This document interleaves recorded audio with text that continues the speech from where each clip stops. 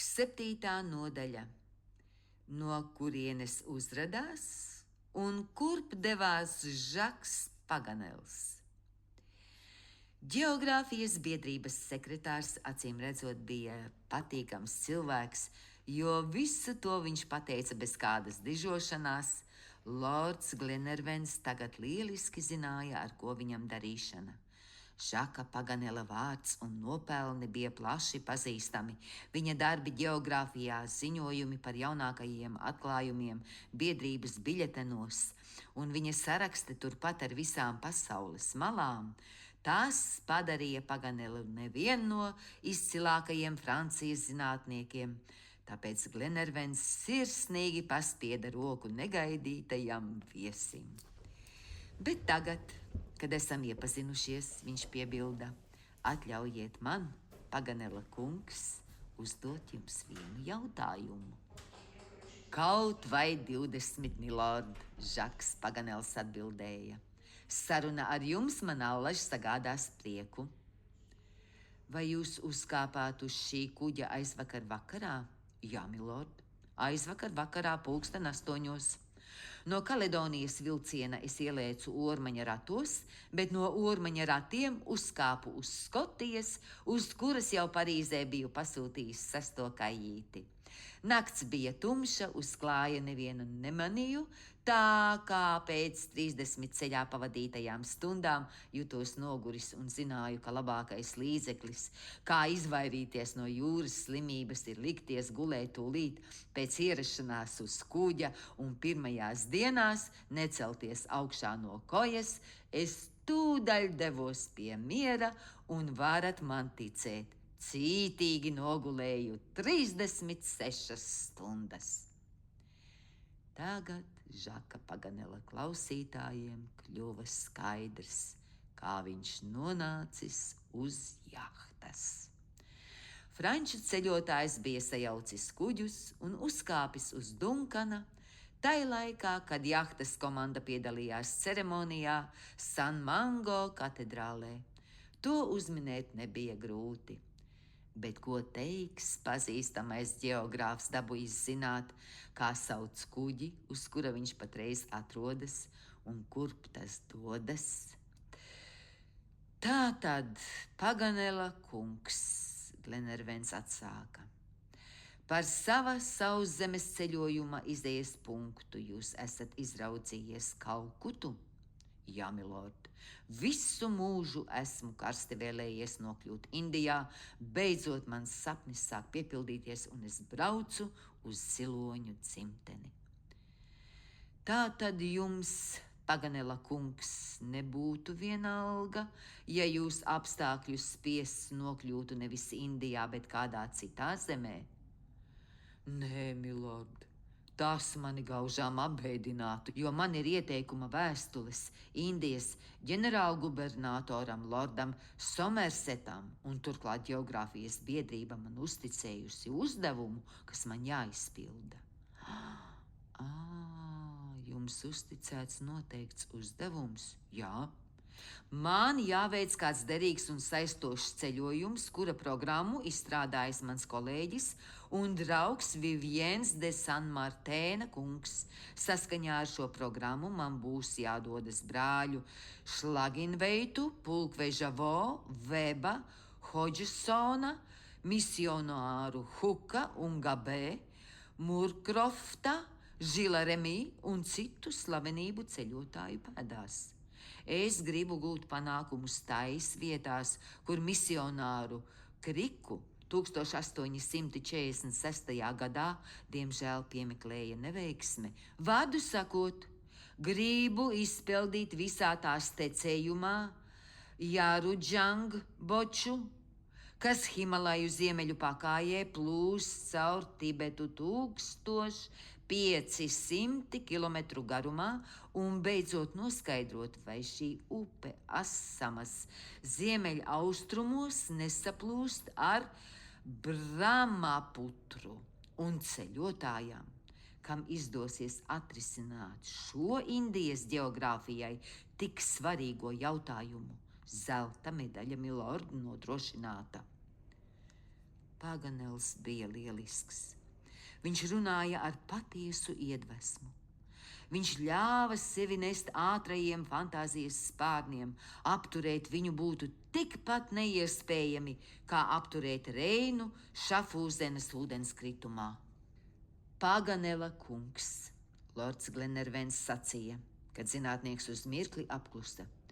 Jūsu attēlotais ceļojums bez šaubām ir brīnišķīgs, un zinātne par to jums būs pateicīga. Taču es negribu atstāt jūs ilgāk neziņā, un tāpēc man jums jāpavēsta, ka tuvākajā laikā jums vajadzēs atteikties no patīkamās iespējas apmeklēt Indiju. Atteikties? Kāpēc? Tāpēc, ka Indijas pussalai jūs esat uzgriezis muguru. Kā tad tā? Kapteini Bērtonu, es neesmu kapteinis Bērtons, Džons Mengls atsaucās. Bet Skotija? Šis kuģis nav Skotija. Paganela pārsteigums nebija attēlojams. Viņš uzlūkoja pēc kārtas gan lordu Glenervenu, kas joprojām saglabāja nopietnību, gan lēdiju Helēnu un Mēriju Grantu, kuru sejas pauda žēlumu un līdzjūtību, gan smaidošo Džonu Menglu un nesatricināmi mierīgo majoru, un tad paraustījis plecus un pabīdījis brilles no pieres uz acīm, iesaucās. Jūs jokojat! Šai brīdī viņa skatiens apstājās pie stūres rata, uz kura bija lasāmi 2 vārdi – Dunkans, Glazgova. Dunkans! Paganels iekliedzās izmisuma pilnā balsī, tad noskrēja pa kāpnēm lejā un aizmetās uz savu kājīti. Tik līdz nelaimīgais zinātnieks bija nozudis, vairs neviens izņemot majoru nejaudāja apvaldīts smieklus, rēca pat matroži. Kļūdīties uz sauszemes un iekāpt Edinburgas vilcienā, kad jābrauc uz Dumbartonu, to vēl var saprast, bet sajaukt kuģus un doties uz Čīles krastiem, kad ceļa mērķis ir Indija, tie jau ir izklaidības kalngali. Starp citu, šis gadījums ar Žaku Paganelu mani nepārsteidz, Glenervens sacīja. Viņš ir slavens ar tam līdzīgām likstām. Reiz viņš izdeva brīnišķīgu Amerikas karti, kurā bija ietilpinājis arī Japānu. Tomēr viņš ir izcils zinātnieks, viens no labākajiem Francijas ģeogrāfiem. Bet ko mēs iesāksim ar šo nabaga cilvēku? Lēdija Helēna ieteicās. Mēs taču nevaram viņu ņemt līdzi uz Patagoniju. Un kāpēc gan ne? Makneps nopietni vaicāja. Par viņa izklaidību mums nav jāatbild. Iedomājieties, ka viņš atrodas vilcienā. Vai viņš varētu to apturēt? Nevarētu, bet nākamajā stacijā viņš izkāptu, Lēdija Helēna iebilda. Gluži to pašu, ja vien vēlēsies, viņš varēs darīt pirmajā ostā, kur mēs piestāsim, lords Glenervens noteica. Šai brīdī Paganels pārliecinājies, ka viņa bagāža atrodas uz šā paša kuģa, sadudzis un apkaunējies atgriezās uz klāja. Bez mitas viņš atkārtoja kļūmīgo vārdu Dunkans. Nekādus citus vārdus savā leksikonā viņš nevarēja atrast. Nelaimīgais zinātnieks staigāja šurp un turp, vērodams jahtas mastus un jautājoši vērdamies atklātās jūras mēmajā apvārsnī. Beidzot, viņš pienāca pie lorda Glenervena. Un kurp šis Dunkans brauc? Viņš jautāja. Uz Ameriku, Paganela kungs. Un konkrētāk, uz Koncepcionu, uz Čīli. Nelaimīgais ģeogrāfs vaimanāja. Un mana ekspedīcija uz Indiju, ko gan sacīs Katrfāža kungs, centrālās komisijas prezidents, un Davazaka kungs, un Kortambēra kungs, un Viviens de Senmartēna kungs. Kā lai es tagad rādos biedrības sēdēs? Nevajag krist izmisumā, Paganela kungs, Glenervens mierināja. Gan viss nokārtosies un laika zaudējums beigās nemaz tik liels nebūs. Jāru Džangboču jūs uzticīgi pagaidīs Tibetas kalnājos. Mēs drīz iegriezīsimies Madeirā, un tur jūs varēsiet pārsēsties kuģī, kas aizvedīs jūs atpakaļ uz Eiropu.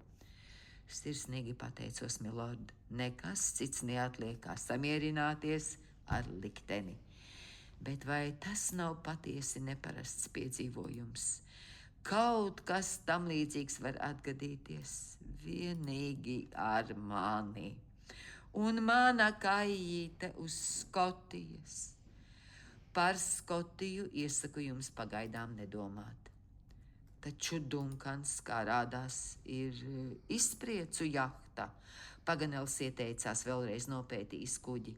Jā, cienītais kungs, Džons Mengls atsaucās, un pieder viņa augstībai lordam Glenervenam, kurš lūdz jūs dāsni izmantot viņa viesmīlību, Glenervens piemetināja. 1000kārt pateicos, milord, Paganels atbildēja. Jūsu laipnība mani dziļi aizkustina, taču atļaujiet man izteikt kādu gluži dabisku apsvērumu. Indija ir bezgala skaista zeme, kas ceļotājiem dāvā visbrīnišķīgākos pārsteigumus, un godājamās dāmas to droši vien vēl nebūs skatījušas. Stūres vīram vajadzētu tikai pagriezt ratu, un Dunkans tikpat viegli trauktos uz Kalkutu, kā tagad traucas uz Koncepcionu, jo izpriecas ceļojums. Redzēdams, ka klātesošie noraidoši purina galvas, Paganels nepabeidzis iesākto frāzi, pēkšņi apklusa. Paganela kungs, lēdija Helēna ierunājās. Ja tas būtu izpriecas ceļojums, es nevilcinoties jums atbildētu. Braucam visi kopā uz Indiju, un lordam Glenervenam par to nebūtu nekādu iebildumu. Taču Dunkans dodas uz Ameriku, lai pārvestu dzimtenē kuģiniekus, kas cietuši avāriju pie Patagonijas krastiem. Un mēs nevaram novērsties no sava humānā ceļa mērķa. Pēc dažām minūtēm franču ceļotājs jau bija lietas kursā. Dziļi aizkustināts, viņš uzzināja par dokumentu, kas tik brīnumaini nonācis lorda Glenervena rokās, par kapteiņa Granta nedienām un lēdijas Helēnas cēlsirdīgo priekšlikumu. Kundze, viņš teica, atļausit jums izteikt vislielāko abrīnu, kādu modina jūsu rīcība. Lai jahta turpina savu ceļu, es nekad nevarētu sev piedot, ja manis dēļ tā aizkavētos kaut vienu vienīgu dienu. Vai tādā gadījumā jūs nevēlētos piebiedroties mūsu ekspedīcijai? Lēdija Helēna vaicāja. Tas nav iespējams, kundze. Man jāpilda uzticētais uzdevums. Es izkāpšu pirmajā ostā, kur jūs piestāsit. Tātad Madeirā. Džons Mengls piebilda. Lai notiek Madeirā, tur es atradīšos tikai 180 jūdžu no Lisabonas un varēšu sagaidīt kādu transporta līdzekli. Kā vēlaties, Paganela kungs, lords Glenervens sacīja. Es savukārt jūtos laimīgs par iespēju kaut dažas dienas uzņemt jūs kā mīļu viesi uz sava kuģa. Cerēsim, ka mūsu sabiedrība jūs pārlieku negarlaikos. O, milord, zinātnieks iesaucās, tā tiešām ir laime, ka esmu tik patīkami kļūdījies Un tomēr ir ļoti smieklīgi, ja cilvēks, kas iekāpis kuģī, lai dotos uz Indiju, brauc uz Ameriku. Par spīti šai skumīgajai atziņai Paganels samierinājās ar aizkavēšanos, kuru novērst nebija viņa spēkos. Viņš bija visai patīkams, jautrs un, protams, ļoti izklaidīgs cilvēks. Dāmas viņš apbūrā ar savu mūžam labo garstāvokli. Jau pirmās dienas pievakarē Paganels bija draugos ar visiem pasažieriem. Viņam parādīja arī slaveno dokumentu. Viņš pētīja to ilgi un rūpīgi.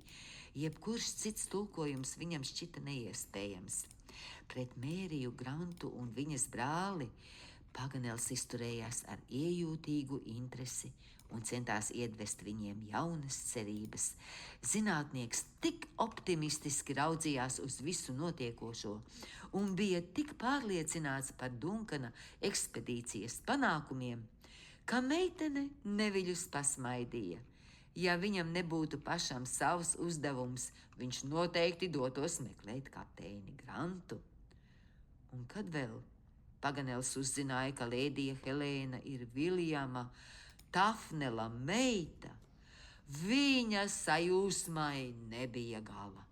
Viņš pazina viņas tēvu, kāds drosmīgs zinātnieks, cik rosīgi viņi sarakstījušies, kad Viljams Tafnels bija biedrības korespondentāja loceklis.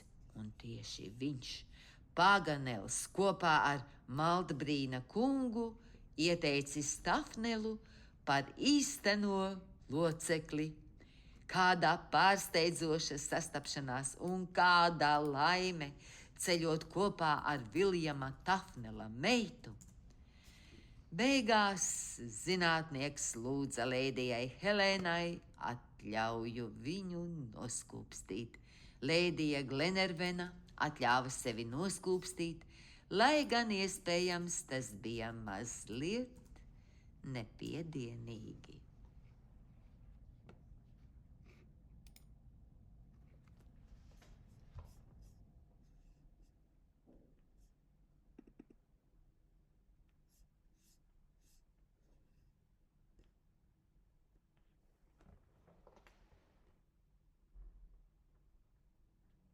Astotā nodaļa.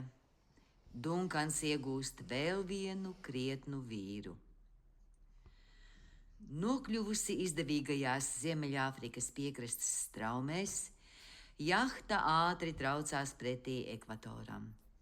30. augustā pie apvāršņa parādījās Madeiras salu grupa. Turēdams doto vārdu, Glenervens piedāvāja savam jaunajam viesim iebraukt ostā, lai viņš varētu izkāpt krastā. Dārgais lord, Paganels atbildēja, runāsim atklātu valodu, bez kādiem aplinkiem. Sakiet, vai pirms manas parādīšanās uz kuģa jums bija nodoms iebraukt Madeirā? Nē, Glenervens atteica.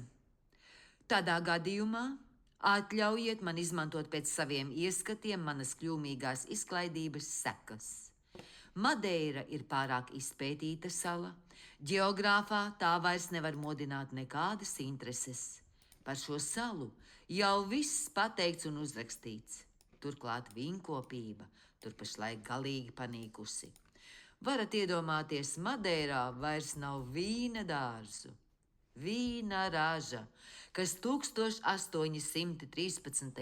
gadā sasniedza 22,000 pipu, tas ir 15 hektolitru, viens pips. 1845. gadā saruka līdz 2669 pipām. Pašlaik tā nepārsniedz ne 500 pipas. Bēdīgi. Tātad, ja jums būtu viena alga, vai piestāt šeit, vai Kanāriju salās, labi, piestāsim Kanāriju salās, Glenervens piekrita. Tās mums pa ceļam. To es zinu, dārgais lord, Kanārijās pētnieka interesi var saistīt 3 salu grupas, nemaz jau nerunājot par Tenerifa virsotni, kuru allaž esmu ilgojies ieraudzīt. Tagad šāda iespēja radusies. To es izmantošu, un gaidīdams kuģi, kas aizvedīs mani atpakaļ uz Eiropu, es uzkāpšu šai slavenajā kalnā. Kā vēlaties, dārgais Paganel, Lords Glenervens atbildēja, nevarēdams apvaldīt smaidu, un viņam bija savi iemesli smaidīt.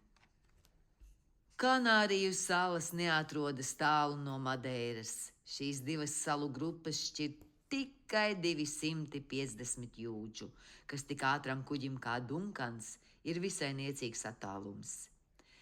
31. augustā, pulksten 2 pēc pusdienas, Džons Mengls un Paganels pastaigājās pa klāju. Francūzis apbēra savu sarunu biedru ar jautājumiem par Čīli. Pēkšņi kapteinis viņu pārtrauca, norādīdams uz kādu punktu apvāršņa dienvidu malā. Paganela kungs, viņš sacīja. Jā, dārgais kapteini, zinātnieks atsaucās. Vai jūs neparaudzītos uz šo pusi? Vai neko neredzat? Nē, neko. Jūs neskatāties, kur vajag. Jāskatās virs apvāršņa mākoņos. Mākoņos? Lai kā es cenšos, raugieties pāri Bugsprita ārgalim. Iti neko neredzu. Jūs nemaz negribat redzēt, bet ticiet man, lai gan mēs atrodamies 40 jūdžu no Tenerifa kalna, tā virsotne gluži skaidri saskatāma virs apvāršņa. Gribēja vai negribēja Paganels saskatīt šo kalnu, pēc dažām stundām viņam tomēr vajadzēja piekrist kapteinim, kaut vai tāpēc, lai nebūtu jāatzīst sevi par aklu. Vai beidzot jūs to redzat? Džons Mengls noprasīja. Jā, pilnīgi skaidri, Paganels atbildēja. Un tā ir daudzinātā Tenerifas maile, viņš nicīgi piebilda. Tā pati izskatās gauži zema, un tomēr kalns paceļas 11,000 pēdu virs jūras līmeņa. Montblancs tas tomēr nav. Iespējams, taču, kad būs jārāpjas augšā, jūs pārliecināsieties, ka tas ir pietiekami augsts. Rāpties? Rāpties Tenerifā. Sakiet lūdzami, dārgais kapteini, kādēļ man tas būtu jādara? Pēc Humboldta un Bonplana ģeniālais Humboldts uzkāpa šai kalnā un aprakstīja to tik pamatīgi, ka nekādi papildinājumi vairs nav vajadzīgi. Viņš atklāja tur 5 joslas - vīnogulāju joslu, lauru joslu, priežu joslu, Alpu viršu joslu un beidzot neauglīgo joslu. Zinātnieks uzlika kāju uz pašas smailes, kur nebija iespējams pat apsēsties. No kalna virsotnes skatienam pavērās plašumi, kas līdzinājās 4. daļai no Spānijas teritorijas. Pēc tam viņš nokāpa izdzisušajā vulkānā līdz pat krātera dibenam. Sakiet, ko lai es daru šai kalnā, ka tur jau bijis tik dižens zinātnieks? Patiešām, tur jums vairs nav ko meklēt, Džons Mengls piekrita. Tikai žēl, ka Tenerifas ostā jums būs briesmīgi jāgarlaikojas, kamēr sagaidīsiet kādu kuģi. Izredzes izklaidēties tur ir visai niecīgas. Mani izklaidēs mana izklaidība, Paganels smiedamies atbildēja. Bet sakiet, mīļais Mengl, vai Zaļā raga salās ir lielas ostas? Protams, ir Viljaprajā. Jūs bez pūlēm atradīsiet piemērotu kuģi. Nemaz jau nerunājot par tādu vērā ņemamu priekšrocību, Paganels piebilda, ka Zaļā raga salas neatrodas tālu no Senegālas, kur sastapšu savus tautiešus. Protams, es skaidri zinu, ka šī salu grupa nav sevišķi interesanta. Daba tur ir mežonīga un klimats neveselīgs, taču ģeogrāfu interesē itin viss. Prast redzēt ir liela māksla. Cilvēki, kas neprot redzēt, ceļo apkārt kā gliemeži savā čaulā. Varat ticēt, ka es nepiedaru pie šās sugas. Kā jums patīk, Paganela kungs, Džons Mengls atbildēja. Esmu pārliecināts, ka jūsu uzturēšanās Zaļā ragas salās būs ieguldījums ģeogrāfijas zinātnē. Tā kā tieši tur esam nodomājuši papildināt ogļu krājumus, jūs itin nemaz mūs neaizskavēsit. To pateicis, kapteinis lika uzņemt kursu uz Kanāriju salu rietumu piekrasti, slavenā virsotne palika aiz kreisā borta, un Dunkans joprojām traukdamies tikpat ātri 2. septembrī 5:00 no rīta šķērsoja Vēža tropu. Laika apstākļi tūdaļ pārmainījās, gaiss kļuva mitrs un spiedīgs, kā parasti lietus sezonā, ko spāņi sauc par ūdens laiku. Ceļotājiem šī sezona nav patīkami, toties gaidīta Āfrikas salās, kur nav mežu un tātad trūkst arī ūdens. Bangainā jūra neļāva pasažieriem uzturēties uz klāja, taču arī Kopkajītē sarunas sprēgāja. 3. septembrī, pozdamies kāpt krastā, Paganels kravāja savas mantas. Dunkans manevrēja starp Zaļā raga salām, pabrauca garām Sāls salai, neauglīgai un grūtsirdīgai kā kapu smiltājs, pēc tam slīdēja gar plašiem koraļu rifiem, atstādams Sāņus Svētā Jēkaba salu, kuru virzienā no ziemeļiem uz dienvidiem šķērsoja bazalta kalnu grēda ar 2 drūmām virsotnēm. Tad Džons Mengls iebrauca Viljaprajas slīcī, izmeta ankuru 8 asu dziļumā, iepretim pilsētai. Laiks bija šaušalīgs, un bangas neganti triecās pret krastu, lai gan līcis bija aizsargāts no jūras vējiem. Lietus gāza kā ar spaiņiem, un pilsētu pat nevarēja lāgā saskatīt. Tā atradās uz terasveida līdzenuma, kuru ieskāva 300 pēdu augstas vulkānisku klinšu atradzes. Caur biezo lietus priekškaru sala izskatījās satriecoši skumīga. Lēdijai Helēnai vajadzēja atteikties no iecerētā pilsētas apmeklējuma. Ogles varēja uzņemt tikai ar lielām grūtībām, kamēr jūra un debesis jauca kopā savus ūdeņus. Dunkana pasažieriem neatlika nekas cits, kā sēdēt Kopkajītē. Gluži dabiski galvenais sarunu temats bija nelāgais laiks. Ik viens bilde šai sakarā kādu vārdu vienīgi majors klusēja, un viņa rāmo mieru šķiet nespētu satricināt pat pasaules plūdi. Paganels staigāja šurpu turpu, galvu šūpodams. Viss notiek kā par spīti, viņš sodījās. Patiesi, dabas spēki sazvērējušies pret jums, Glenervens atsaucās. Un tomēr es gūšu pār tiem virsroku. Jūs taču nevarat doties šādā lietū, lēdija Helēna ieteicās. Man pašam, kundze, tas nav bīstami. Esmu nobažījies vienīgi par savu bagāžu un instrumentiem. Tie visi būs pagalām. Bīstama tikai pati izcelšanās krastā, Glenervens piebilda. Toties Viljaprajā jūs varēsiet iekārtoties gluži ciešami. Tiesa, šai pilsētā jums būs jādzīvo kopā ar pērtiķiem un cūkām, kuru sabiedrība nevienmēr ir patīkama, taču ceļotājs nedrīkst būt pārlieku izvēlīgs. Turklāt jums ir cerības, ka pēc 7-8 mēnešiem sagaidīsit kuģi, kas dosies uz Eiropu. Pēc 7, 8 mēnešiem Paganels iesaucās, un varat uzskatīt, ka jums laimējies.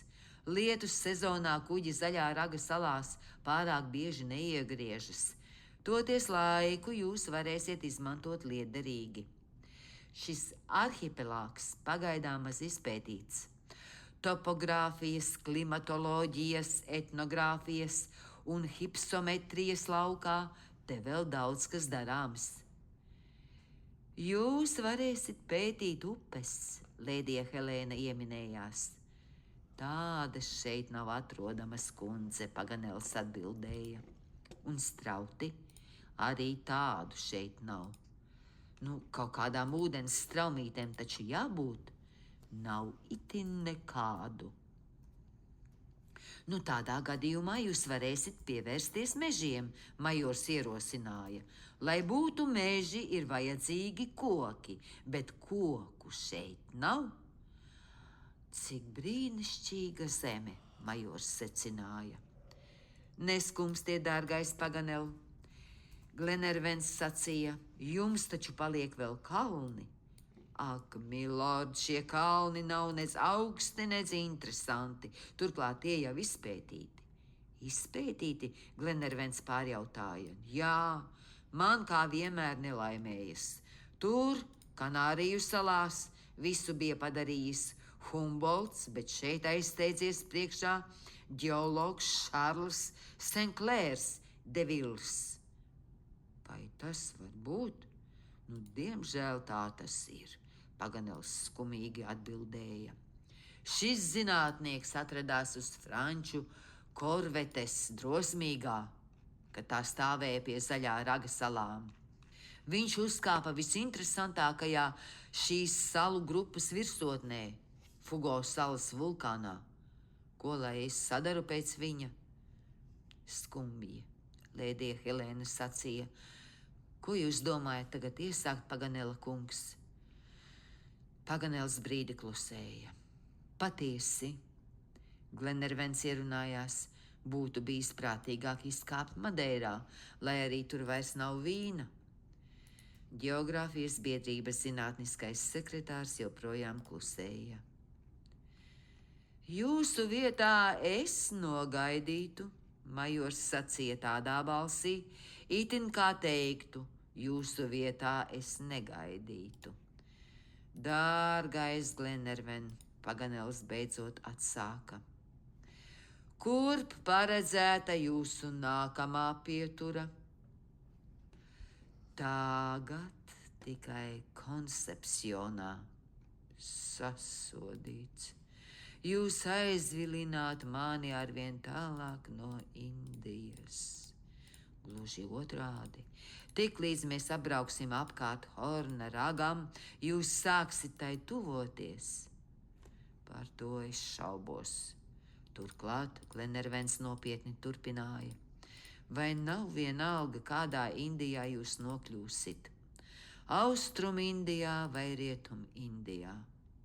Vienalga. Tik labi Patagonijas pampu indiāņi, kā Pendžabas indieši patiesībā Indijas iedzīvotāji vien ir. Pie joda, milord, Paganels iesaucās. Šāds arguments man nekad nebūtu ienācis prātā. Bet zelta medaļu, dārgais Paganel, var nopelnīt kurā katrā zemē. Nodarboties ar pētniecību un izdarīt atklājumus var tik labi Kordiljeros kā Tibetas kalnos. Bet Jāru Džang boču, tā nav nekāda problēma. Aizstājiet to ar Rio Colorado. Arī šī lielā upe vēl maz izpētīta.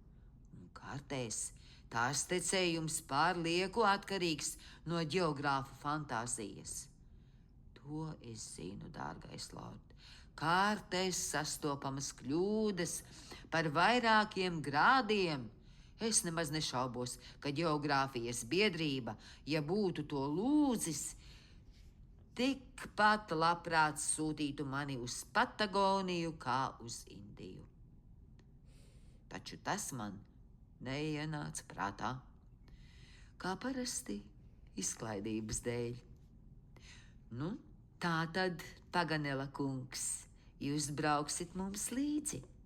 Lēdija Helēna mīļi ievaicājās. Bet kas izpildīs man uzticēto uzdevumu, kundze?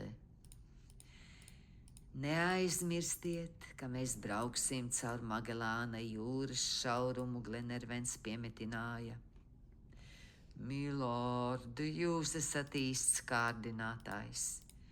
Nu, atļaujiet vēl piebilst, ka mēs iegriezīsimies Bada ostā. Bada ostā francūzis aizgrābts iesaucās. Ar šo vārdu ģeogrāfisko atklājumu hronikā saistās visspožākās lappuses. Neaizmirstiet arī to, Paganela kungs, Lēdija Helēna turpināja, ka jūsu līdzdalība šai ekspedīcijā blakus Skotijas vārdam padarīs slavenu arī Francijas vārdu. Jā, protams, ģeogrāfs mūsu ekspedīcijai būtu ļoti noderīgs, un kas var būt cildenāks par zinātni, kura kalpo cilvēcības ideāliem? Tie ir zelta vārdi, kundze. Ticiet man, paklausiet likteņa gribai, sekojiet mūsu piemēram. Liktenis atsūtīja mums dokumentu, un mēs devāmies ceļā. Liktenis atveda jūs uz Dunkana, un jums šeit jāpaliek. Vai gribat, mīļie draugi, lai pasaku jums patiesību? Paganels ierunājās. Tad klausieties. Jūs visi ļoti vēlaties, lai es palieku. Un jūs, Paganel, jūs beidzaties vai nost aizvēlēšanās palikt. Glenervens attrauca. Sasodīts, zinātnieks iesaucās, un es tik ļoti baidījos kļūt uzbāzīgs. 9. nodaļa. Magellāna jūras šaurums. Paganela lēmumu visi uzņēma ar patiesu prieku. Roberts tik brāzmaini metās viņam ap kaklu, ka cienījamais zinātniskais sekretārs tikko noturējās kājās. Dušīgs puisis, Paganels sacīja, es mācīšu viņam ģeogrāfiju. Tā kā Džons Mengls solījās padarīt Robertu par jūrnieku, Glenervens par drosmīgu vīru, majors par augstasinīgu zelli, Lēdija Helēna par krietnu un augstsirdīgu cilvēku, bet Marija Granta teicās iedvest viņam pateicību pret šiem skolotājiem, tad jaunajam Grantam acīm redzot bija lemts kļūt par ideālu džentlmeni.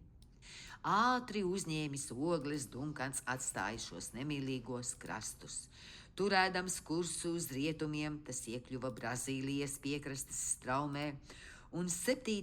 septembrī spirktam ziemeļvējam pūšot, šķērsoja ekvatoru un iebrauca dienvidu puslodē. Brauciens noritēja bez kādiem sarežģījumiem. Visus ekspedīcijas dalībniekus spārnoja vislabākās cerības, izredzes atrast kapteini Grantu šķiet auga no dienas uz dienu. Jo pārliecinātāks par ekspedīcijas sekmēm bija Dunkana kapteinis, šo ticību uzturēja galvenokārt viņa karstā vēlēšanās redzēt Miss Mēriju laimīgu un apmierinātu. Pret jauno meiteni Džonam Menglam bija modusies īpaša interese, un savas jūtas viņš prata tik labi noslēpt, ka izņemot Mēriju Grantu un viņu pašu, tās bija visiem zināmas. Augsti mācītais ģeogrāfs tagad droši vien bija laimīgākais cilvēks visā dienvidu puslodē. Augas dienas viņš pētīja kartes, izklājis tās kopkajītē uz galda. Tas bija par iemeslu mūžīgiem strīdiem ar misteru Olbinetu, kuram vajadzēja klāt galdu. Šais strīdos Paganela pusē nostājās visi jahtas viesi, izņemot majoru, kuram geogrāfija bija vienaldzīga, it īpaši ēdienreizēs. Bez tam Paganels bija izcēlis no kapteiņa palīga lādes veselu kaudzi grāmatu, to vidū vairākus sējumus spāņu valodā un nolēmis iemācīties Cervantesa valodu, kuru uz kuģa neviens neprata. Šai valodai vajadzēja atvieglot geogrāfiskos pētījumus Čīles piekrastē. Tā kā lingvinistisku dotību viņam netrūka, viņš cerēja tekoši runāt spāniski līdz tam laikam, kad kuģis piestās Koncepcionas ostā. Tāpēc viņš mācījās to aizrautīgi un nemitīgi murminādams dažādus nesaprotamus vārdus. Pavaļas brīžos Paganels vēl atrada iespēju nodarboties ar Robertu un stāstīja viņam par zemēm, kurām Dunkans strauji tuvojās. 10. septembrī, kad jahtas atrašanās vieta bija 5 grādi 37 minūtes dienvidu platuma un 31 grāds 15 minūtes rietumu garuma, Glenervens uzzināja kaut ko tādu, kas iespējams nav zināms pat izglītotākiem prātiem. Klāstīdams Amerikas vēsturi un kavēdamies pie slavenajiem jūras braucējiem, kuru ceļus tagad mēroja arī Dunkans, Paganels nonāca līdz Kristoforam Kolumbam. Beigās viņš pateica, ka dižais dženovietis nomiris nezinādams, ka ir atklājis jaunu pasaules daļu. Visi klausītāji iesaucās aiz pārsteiguma. Paganels palika pie savām domām. Tā ir neapšaubāma patiesība, viņš paziņoja. Es negribu mazināt Kolumba slavu, bet fakts paliek fakts. 15. gadsimta beigās visus prātus nodarbināja viens jautājums – kā vieglāk sasniegt Āziju un, braucot uz rietumiem, nokļūt austrumos? Vārdu sakot, kā atrast īsāko ceļu uz garšvielu zemi? Pēc tā tiecās arī Kolumbs. Viņš devās 4 jūras braucienos, sasniedza Ameriku pie Kumanas, Honduras, Moskitu krasta, Nikaragvas, Veragvas, Kostarikas un Panāmas, noturēdams šos krastus par Japānas un Ķīnas piekrasti. Viņš nomira nenojausdams, ka eksistē jauns, milzīgs kontinents, kuram viņš nebija devis pat savu vārdu. Es ticu jums, dārgais Paganel, Glenervens atbildēja, taču nebrīnieties, ka esmu pārsteigts un atļaujiet jums vaicāt, kādi jūras braucēji uzzināja patiesību par Kolumba atklājumiem. Viņa pēcnieki, sākot ar Ohedu, kas bija pavadījis Kolumbu viņa ceļojumos, tad vēl Vincents Pinsons, Vespucci, Mendoza, Bastidas, Kavrals, Solis, Balvoja. Šie kuģinieki apbraukāja Amerikas austrumu krastus, atzīmējot uz kartes to kontūras. Pirms 360 gadiem viņus nesa uz dienvidiem tā pati straume, kas tagad dzen arī mūsu jahtu. Ievērojiet, draugi, mēs pārbraucām pār ekvatoru tieši tai pašā vietā, kur to šķērsoja Pinsons 15. gadsimta beidzamajā gadā. Un mēs tuvojamies tam pašam 8. dienvidu platuma grādam, kur viņš izkāpa Brazīlijas krastā. Pēc gada Portugālis Kavrals aizkļuva līdz Seguro ostai. Tad Vespucci savā 3. ekspedīcijā 1502. gadā aizbrauca vēl tālāk uz dienvidiem. 1508. gadā Vincents Pinsons un Solis apvienojās, lai kopīgi izpētītu Amerikas krastus, un 1514. gadā Solis atklāja Laplatas upes ieteku, kur iezemieši viņu apēda. Gods apbraukt apkārt Amerikas kontinentam piekrita Magelānam. 1519. gadā šis dižais jūras braucējs ar 5 kuģiem devās gar Patagonijas krastiem un atklāja Ilgoto ostu, kā arī Svētā Juliāna ostu, kur ilgāku laiku uzkavējās.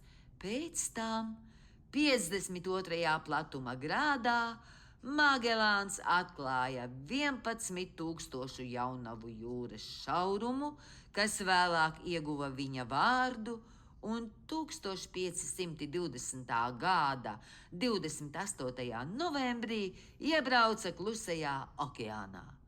Ai, kāds prieks pārņēma visu viņa būtni, un cik satraukti pukstēja sirds, kad skatienam līdz pat apvārsnim pavērās vēl neredzēta, saules staros mirgojoša jūra.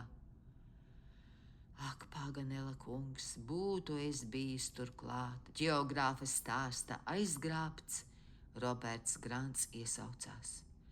Arī es, mīļo draudziņ, protams, nebūtu laidis garām šādu izdevību.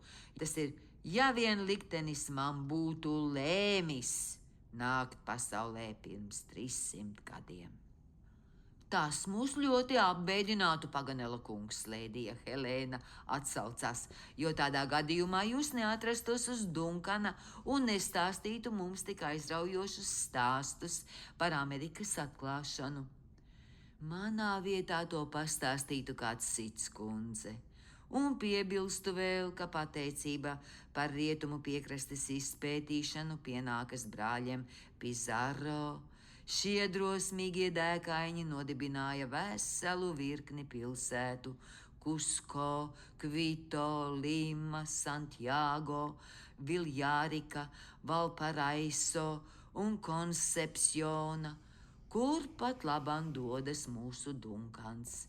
Tās visas ir viņu dibinātas pilsētas.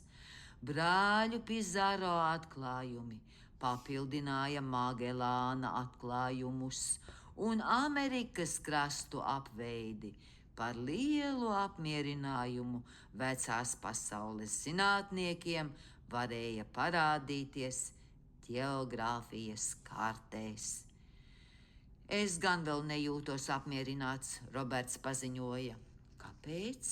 Mērija vaicāja, uzlūkodama brāli, kuru ģeogrāfa stāstījums bija tik ļoti aizrāvis. Patiešām, manu zēnu, kāpēc?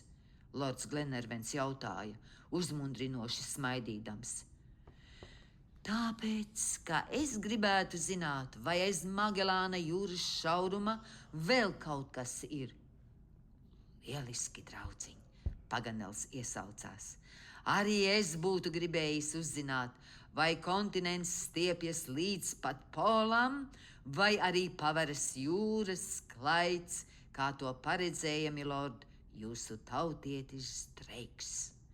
Tāpēc nav šaubu, ka Roberts Grants un Žaks Paganels, ja viņi dzīvotu 17. gadsimtenī, noteikti būtu devušies līdzi holandiešiem Schoutenam un Lemēram, kuri alka atminēt šo ģeogrāfijas mīklu. Vai viņi bija zinātnieki, lēdija Helēna jautāja. Nē, tikai uzņēmīgi tirgotāji, kurus atklājumu zinātniskā puse visai maz interesēja. Tai laikā Holandē pastāvēja Austrum Indijas kompānija, kurai vienīgajai piederēja tiesības pārvadāt preces caur Magelāna jūras šaurumu. Tā kā toreiz cits rietumu jūras ceļš uz Āziju nebija zināms, šī privilēģija kļuva par īstu žņaugu. Tad daži tirgotāji nolēma cīnīties pret šo monopolu, atklājot citu jūras šaurumu. Starp šiem tirgotājiem bija arī kāds Īzaks Lemērs, gudrs un izglītots vīrs. Viņš sarīkoja par saviem līdzekļiem ekspedīciju, kuru vadīja viņa brāļa dēls Žakobs Lemērs un Schoutens, pieredzējis kuģnieks no Hornas. Šie drosmīgie jūras braucēji devās ceļā 1615. gada jūnijā, turpat veselu gadu simteni pēc Magelāna.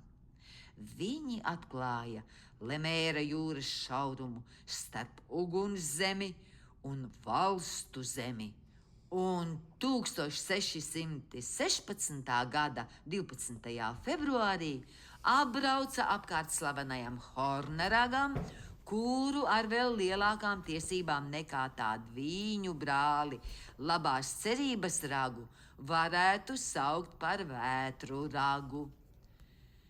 Nudien man vajadzēja tur būt, Roberts iesaucās. Un tu, draudziņ, tad būtu dzēris no visspirdzinošākā prieka avota, Paganels aizrautīgi turpināja. Patiesi, vai pasaulē var būt lielāks gandarījums un patiesāks prieks par to, kādu izjūt jūras braucējs, atzīmēdams uz kuģa kartes savus atklājumus. Viņš vēro, kā pamazām viņa acu priekšā veidojas jaunas zemes, kā izkāpj no viļņu bangotnes, sāla pēc sālas, rags pēc raga. Sākumā krastu aprises ir neskaidras, nepilnīgas un saraustītas. Šeit vientuļš zemes rags, tur izolēts joms, tālāk neaptverams līcis. Ar laiku atklājumi papildina cits citu, līnijas savienojas. Punktīru uz kartēm aizstāja svītra, līči iegūst sauszemē noteiktās vietās, zemes rāgi atbalstās uz zināmiem krastiem un beidzot uz globusa visā krāšņumā parādās jauns kontinents ar ezeriem, upēm un upītēm, kalniem, ielejām, līdzenumiem, ciematiem, pilsētām un metropolēm. Ai, dārgie draugi, jaunu zemju atklājējs ir visīstākais izgudrotājs. Viņš pārdzīvo tādus pašus saviļņojuma brīžus, tādus pašus pārsteigumus, bet nu šīs atradnes turpat pilnīgi iztukšotas. Viss redzēts, viss izpētīts, visi kontinenti un jaunās zemes atklātas, un mums pēdējiem ienācējiem ģeogrāfijas zinātnē vairs nav ko darīt. Un tomēr ir, dārgais Paganel, Glenervens iebilda. Kas tad? Tas, ko mēs darām. Dunkans tikmēr ar apbrīnojamu ātrumu traucās pa Vespuči un Magelāna ceļu. 15. septembrī tas šķērsoja Mežāža tropu un uzņēma kursu uz daudzināto jūras šaurumu.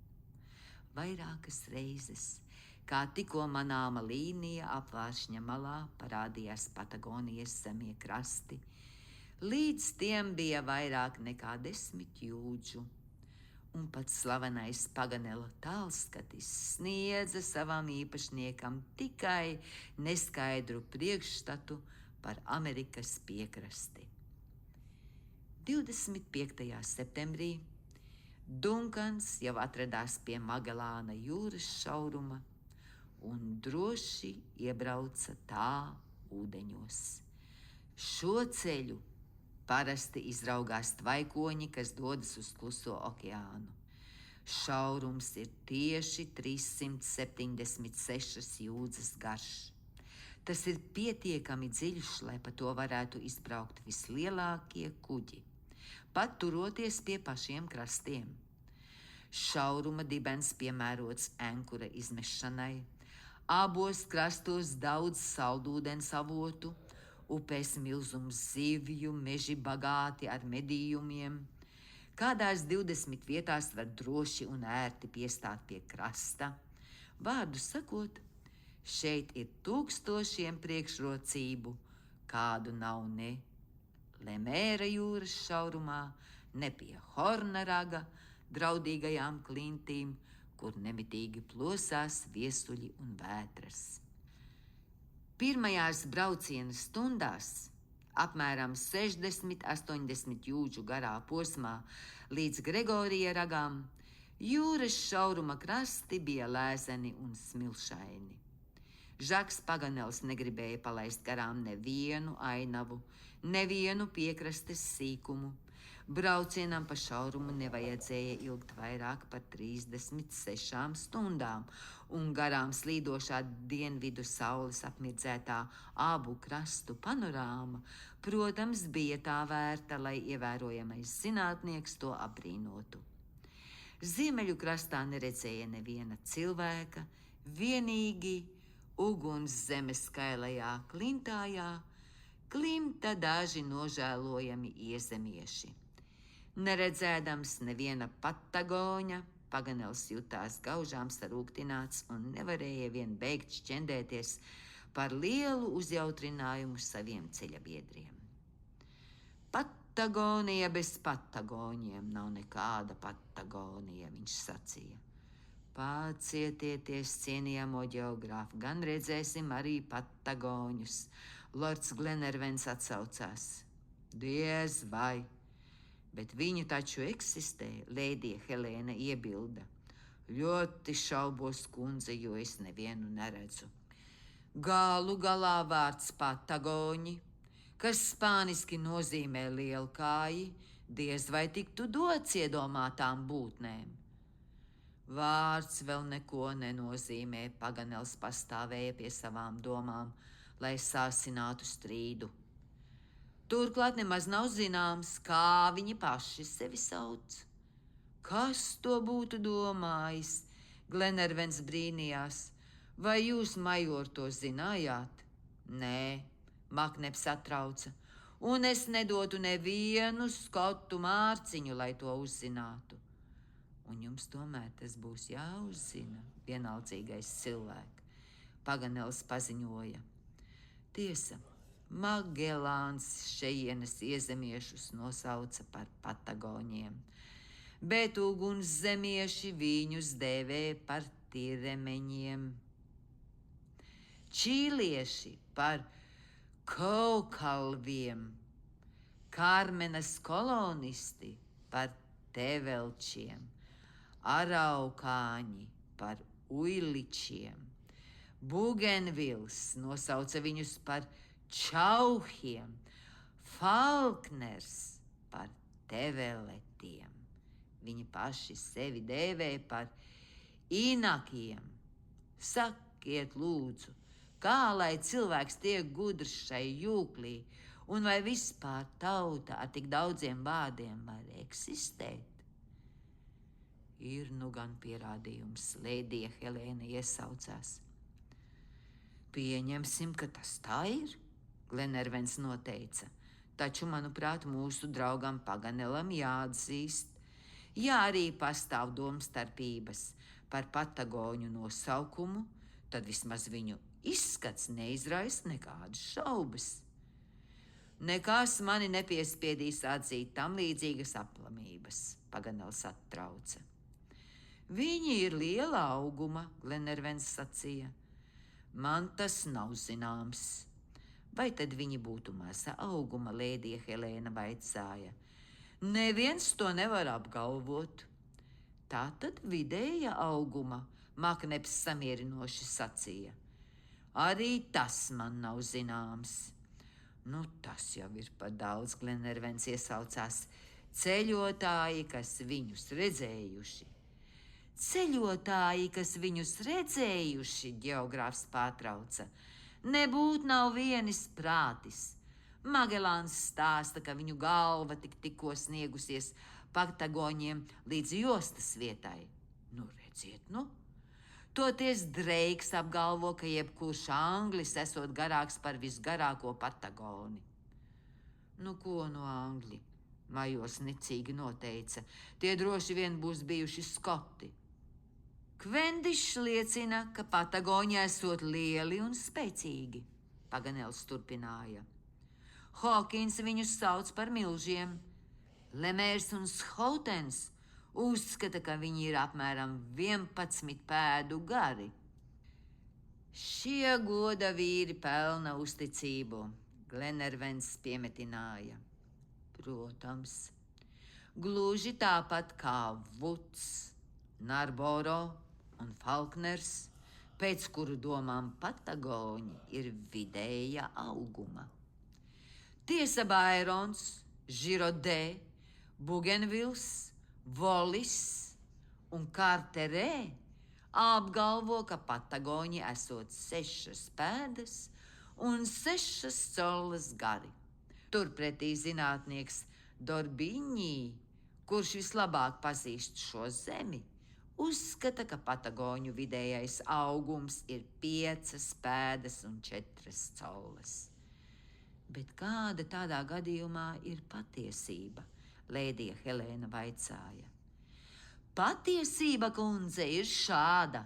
Patagoņiem ir īsas kājas un garš rumpis. To pašu var izteikt arī joku veidā. Šie cilvēki ir 6 pēdas gari, kad sēž, un tikai 5 pēdas gari, kad stāv kājās. Bravo! Bravo, cienījamais zinātniek!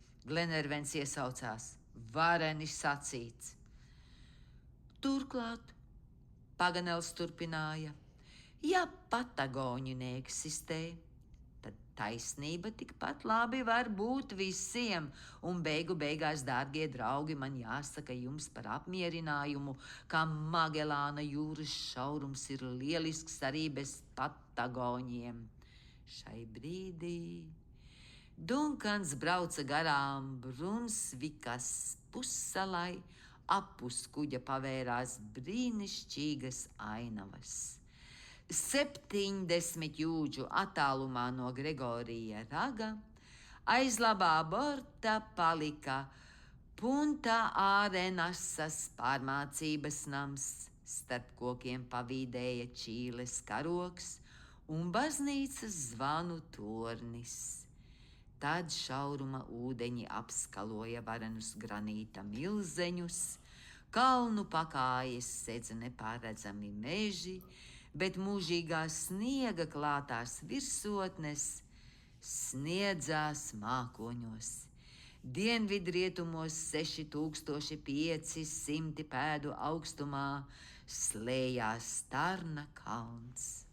Pēc ilga mīkrēšļa satumsa nakts.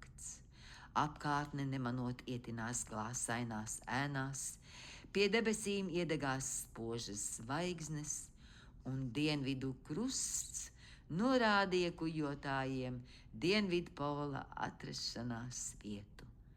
Šai luminiscējošā tumsā, mirgojot zvaigznēm, kuras šeit aizstāja civilizēto krastu bākugunis, jahta droši turpināja ceļu, neizmestama ankuru nevienā no daudzajiem ērtajiem līcīšiem. Jahtas rājas bieži skāra dižskābāržu zarus, kas slīga pār viļņiem, kuģa skrūve bieži sabangoja ūdeņus lielu upju grīvās, iztraucēdama mēža zosis, pīles, purvas lokas, prīkšķes un citus spārnotus šo purvaino vietu iemītniekus. Drīz no tumsas iznira drupas, kurām nakts piešķīra drūmu diženumu. Tā bija sen pamesta kolonija, kuras vārds mūžam liks apšaubīt šās zemes auglību un medījumu bagātību. Dunkans brauca garām Bada ostai. Šai vietā 1581. gadā uz dzīvi apmetās spānietis Sarmiento ar 400 emigrantiem. Viņš nodibināja šeit San Filipas pilsētu. Ārkārtīgi bargais sals izretināja kolonistu rindas, trūkums un bats pieveica tos, kurus ziema bija saudzējusi, un 1587. gadā korsārs Cavendish atrada pēdējo no šiem 400 nelaimīgajiem, kas bija miruši badā pilsētas drupās, kuras savas pastāvēšanas 6 gados šķiet bija pārdzīvojusi 6 gadsimtus. Dunkans slīdēja gar šiem vientulīgajiem krastiem, gaismas svīdā tas brauca pa šauru iežmauktu starp dižskābaržu, ošu un bērzu mežiem, virs kuriem pacēlās zaļi kupoli, ar akmeņu ozoliem apauguši pakalni un smailes virsotnes, pār kurām visaugstāk slējās Buklendas obelisks.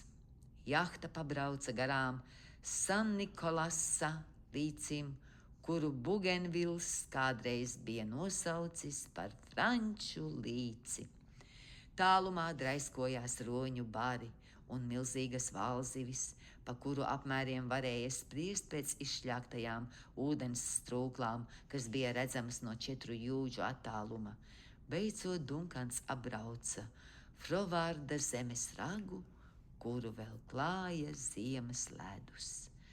Šauruma otrā pusē, ugunszemē, 6000 pēdu augstumā, slējās Sarmiento kalns, gigantiska, mākoņu caurausta klinšu glūzma, kas debesu zilgmē šķiet veidoja gaisa arhipelāgu.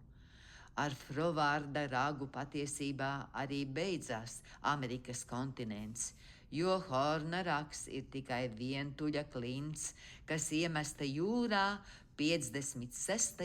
platuma grādā.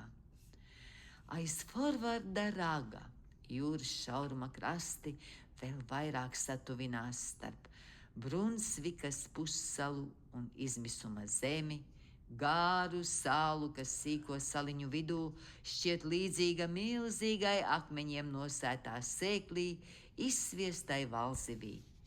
Cik ļoti šis izrobītais Amerikas lejas gals atšķiras no Āfrikas, Austrālijas vai Indijas gludajiem viengabala galiem. Kāda neiedomājama kataklizma sašķaidījusi šo milzīgo, starp 2 okeāniem iemesto zemes ragu. Tālāk auglīgos krastus nomainīja kailas un tūkstnesīgas kalnaines, kuras šķēla neskaitāmas sarežģītā ūdens labirinta aizas. Dunkans droši un nekļūdīgi lavēja pa kaprīzajiem līkločiem, jaugdams savu dūmu mutuļus ar miglu, kas klājās pār klintīm. Nesamazinot ātrumu, jahta pabrauca garām vairākām šais vientulīgajos krastos izkaisītajām spāņu faktorijām. Pie Tamara raga šaurums atkal kļuva platāks. Apliecis loku ap Narboro salas stāvajiem krastiem, Dunkans tuvojās dienvidu piekrastei. Beidzot, pēc 36 stundām kopš iebraukšanas Magelāna jūras šaurumā, ceļinieki ieraudzīja Pilāra zemes raga klinti, kas pacēlās izmisuma zemes galējā punktā. Skatienām pavērās neaptverams mirgojošs jūras klajs, un Žaks Paganels, sveikdams to ar jūsmīgu žestu, jutās tikpat dziļi aizgrābts kā pats Fernāns Magelāns, kad viņa Trinidades burās iegūla klusā okeāna vējš.